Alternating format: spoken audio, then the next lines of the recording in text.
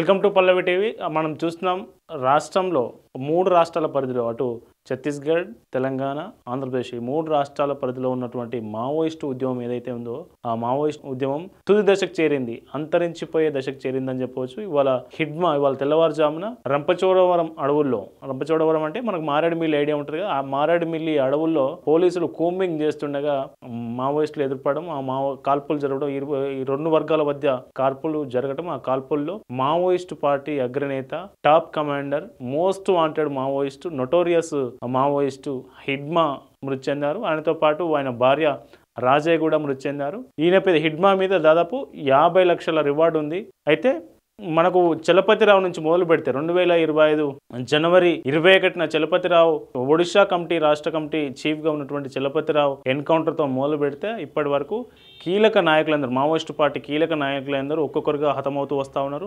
చలపతిరావు, ఆ తర్వాత నంబాల, ఆ తర్వాత ఇప్పుడు హిడ్మా, వీళ్ళంతా ఒక్కొక్కరుగా ఎన్కౌంటర్లో హతమవుతూ వస్తున్నారు. ఇప్పుడు నిజానికి మావోయిస్టు పార్టీ అగ్రనేతగా ఉన్నటువంటి హిడ్మాను చేరడం అంటే అంత ఈజీ కాదు. ఎందుకంటే హిడ్మా చాలాసార్లు భద్రతా దళాల కళ్ళు కప్పి తప్పించుకున్న సందర్భాలు అనేకం ఉన్నాయి. అతని చుట్టూ దాదాపు 3 అంచెల భద్రత ఉంటుంది ఖచ్చితంగా. ఎందుకంటే గెరిల్లా వ్యూహకర్తగా ఉన్నటువంటి హిడ్మా దాదాపు 26 ఆపరేషన్స్ చేసి దాదాపు 100 మంది అటు కేంద్ర బలగాలం కావచ్చు, రాష్ట్ర పోలీసులం కావచ్చు బలిగొన్న పరిస్థితి. అతనికి చాలా భద్రత ఉంటుంది. మళ్ళీ అంత భద్రతను ఛేదించుకొని పోలీసులు ఎట్లా అతన్ని ఎన్కౌంటర్ చేశారు, వాళ్ళని ఎట్లా చేరుకోగలిగారు, ఆయనతో పాటు ఆయన భార్యను కూడా ఎన్కౌంటర్ చేశారు, మరో 6గురిని ఎన్కౌంటర్ చేశారు. ఎట్లా చేరుకున్నారు అనేది అంతుచిక్కని వ్యూహంగా ఉంది. నిజానికి మా కేంద్ర హోంశాఖ మంత్రి అమిత్ షా మార్చి 2026 లోపు మావోయిస్టు పార్టీ మొత్తం అంతం చేస్తాం, మావోయిస్టు పార్టీ అంతర్గత భద్రతకు సవాల్ విసురుతున్నటువంటి ఈ మావోయిస్టు పార్టీని లేకుండా చేస్తామని ఆయన శపథం చేశారు. ఆ దిశగానే ముందుకు వెళ్తూ ఉన్నది. ఆపరేషన్ కగారు ఎప్పుడైతే జనవరిలో స్టార్ట్ అయిందో, చలపతిరావు ఎన్కౌంటర్తో స్టార్ట్ అయిందో, ఇప్పుడు ప్రస్తుతానికి మనం నవంబర్లో ఉన్నాం. నవంబర్లో హిడ్మా, మోస్ట్ నొటోరియస్ మావోయిస్ట్గా ఉన్నటువంటి హిడ్మా ఎన్కౌంటర్తో మొత్తం మా ఆపరేషన్ కగారు ముగిసిందని చెప్పవచ్చు ఒక రకంగా. ఇప్పుడు ఆ హిడ్మా తర్వాత ఎవరు నెక్స్ట్ టార్గెట్ ఎవరున్నారని కనుక మనకు ఒక్కసారి చూస్తే 2025లో ఈ మనకు ప్రారంభమైతే జనవరి 21న చలపతిరావును ఎన్కౌంటర్ చేశారు ఒడిశాలో. చలపతిరావు మావోయిస్ట్ పార్టీ కమిటీ రాష్ట్ర చీఫ్గా ఉండే అతను ఎన్కౌంటర్ చేసినప్పుడు దాదాపు 13 మంది చనిపోయారు. 13 మంది ఈయనతో పాటు ఎన్కౌంటర్లో చనిపోవడం జరిగింది. ఆయన తర్వాత మే 21 నాడు కూడా ఎన్కౌంటర్ జరిగింది. ఈ సంవత్సరం మే 21 రోజు అప్పుడు నంబాలను ఎన్కౌంటర్ చేయడం జరిగింది. నంబాలను అబూజ్మాడ్ అడవుల్లో ఫారెస్ట్లో ఎన్కౌంటర్ చేశారు. నంబాలతో పాటు 27 మంది ఎన్కౌంటర్లో హతం కావడం జరిగింది. ఇప్పుడు ఇవాళ హిడ్మాతో పాటు హిడ్మా వాళ్ళ భార్య అట్లాగే 6గురు డిఫరెంట్ మావోయిస్టులు హతమయ్యారు. వాళ్ళ దగ్గర నుంచి AK-47 గన్లు కావచ్చు, డెటోనేటర్లు కావచ్చు, పిస్తోల్ కావచ్చు స్వాధీనం చేసుకోవడం జరిగింది. అయితే నంబాల కేశవరావు మృతి తర్వాత మావోయిస్టు పార్టీ చీఫ్గా తిప్పిరి తిరుపతి నియామకమయ్యారు. ప్రస్తుతం తిప్పిరి తిరుపతి ఆ పార్టీకి అగ్రనేతగా కొనసాగుతూ ఉన్నారు. ఆయన తర్వాత గతంలో మావోయిస్ట్ పార్టీ చీఫ్గా కొనసాగిన ముప్పాల లక్ష్మణరావు అలియాస్ గణపతి, ముప్పాల లక్ష్మణరావు అలియాస్ గణపతి, తిప్పిరి తిరుపతి, ఈ ఇద్దరు నేతలు కీలకంగా ఉన్నారు. నిజానికి వీళ్ళు ఎప్పుడూ 90s కంటే ముందు మావోయిస్ట్ పార్టీలోకి అజ్ఞాతంలోకి వెళ్ళినటువంటి పర్సన్ కాబట్టి ఇప్పుడు వాళ్ళు చాలా ఏజ్డ్, వయోభారం మీద పడ్డది. అట్లాగే అనారోగ్య సమస్యలు కూడా ఇప్పుడు వాళ్ళకు పెద్ద ఎత్తున వచ్చే అవకాశం ఉంటుంది.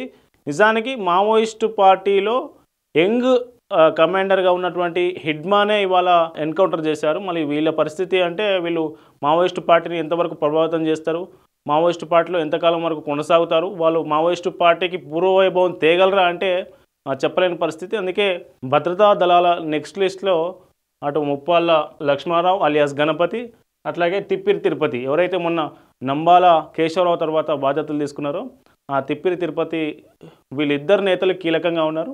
ఇంకా కేంద్ర కమిటీ సభ్యులు ఒకరిద్దరు ఉన్నా కానీ వీళ్ళిద్దరి పేర్లు ప్రముఖంగా వినిపించే పేర్లు వీళ్ళిద్దరివే. వాళ్ళ ఫోటోలు కనుక ఒకసారి చూద్దాం.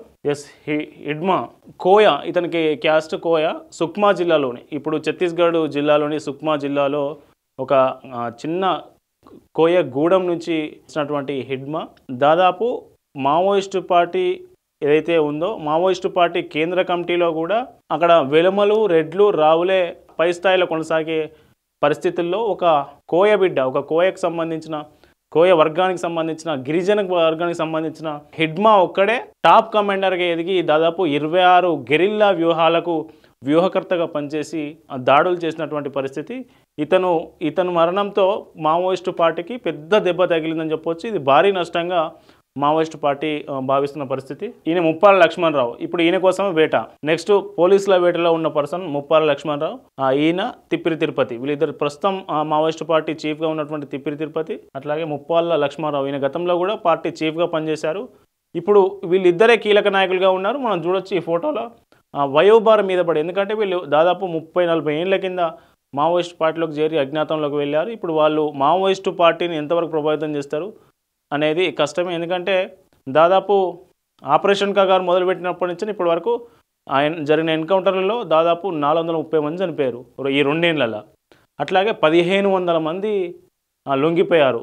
కీలక నేతలంతా లొంగిపోతున్న తరుణంలో మల్లోజుల మొన్న లొంగిబాటు, అట్లాగే ఆశన్న బయటికి రావడం జరిగింది. అట్లాగే పెద్ద నాయకులు, టాప్ లీడర్లు ఎన్కౌంటర్లు చనిపోవడం లేదా లొంగిపోవడం చేస్తూ ఉంటే ఆ కింది స్థాయి మావోయిస్టులంతా ఒక్కొక్కరుగా గన్నులు వీడి లొంగిపోతున్న పరిస్థితి కనిపిస్తూ ఉంది. ఈ లొంగుబాట్లు కొనసాగుతూ ఉన్నాయి. అటు ఒడిశాలో కావచ్చు, ఛత్తీస్గఢ్లో కావచ్చు, ఇటు తెలంగాణ, అటు ఆంధ్రప్రదేశ్, ఈ 4 జిల్లాల పరిధిలో ఈ మావోయిస్టు ఉద్యమం అనేది అంతరించిపోతున్న పరిస్థితి కనిపిస్తూ ఉంది. ఈయన తిప్పిరి తిరుపతి ప్రస్తుతం మావోయిస్టు పార్టీ కేంద్ర కమిటీ చీఫ్గా ఉన్నాడు.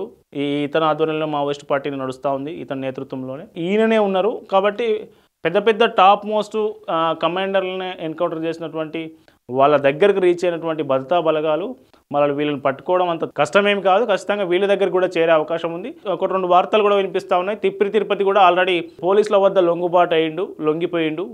ఇప్పుడు ఏదైతే హిడ్మా ఎన్కౌంటర్ నడుస్తుంది కదా, 1-2 వారం రోజుల తర్వాత కావచ్చు, 1-2 రోజుల తర్వాత కావచ్చు, ఈ ఎన్కౌంటర్ ఈయన లొంగుబాటును ప్రజలకు చూపే అవకాశం ఉందనే వార్తలు కూడా వినిపిస్తూ ఉన్నాయి. నిజంగానే తిప్పిరి తిరుపతి మావోయిస్టు పార్టీ చీఫ్గా ఉన్నటువంటి తిప్పిరి తిరుపతి లొంగిపోయిందా లేదా ఇంకా అజ్ఞాతంలోనే ఉండడా అనేది పూర్తి వివరాలు తెలియదు. కానీ నెక్స్ట్ టార్గెట్ మాత్రం మా తిప్పిరి తిరుపతి, అట్లాగే ముప్పాల లక్ష్మణరావు.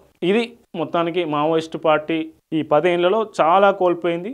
ముఖ్యంగా ఈ 2 ఏళ్లలో దానికి కోలుకోలేనటువంటి దెబ్బలు తగిలి ఆపరేషన్ కగారుతోని మొత్తం కనుమరుగయ్యే పరిస్థితికి వచ్చింది. ఈరోజు హిడ్మా ఎన్కౌంటర్తో ఒక దశాబ్దం మావోయిస్టు పార్టీ ఉద్యమానికి ఒక ఫుల్ స్టాప్ పడిందని చెప్పవచ్చు.